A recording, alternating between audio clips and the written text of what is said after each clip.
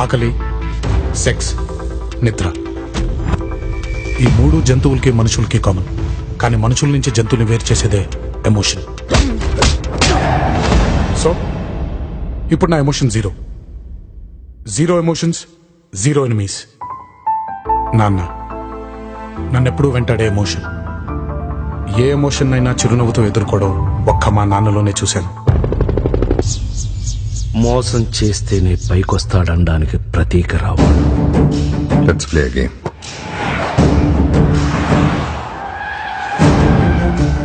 ఈ గేమ్లో నేను ఎప్పుడు ఓడిపోలేదు. కానీ నేను ఇప్పటిదాకా ఓడిపోయే గేమ్ ఎప్పుడు ఆడలేదు. ఈ నేచర్లో ఎక్కడో జరిగే ఒక మూమెంట్ ఇంకెక్కడో జరిగే ఒక మూమెంట్ ని డిసైడ్ చేస్తుంది. Everything is interlink.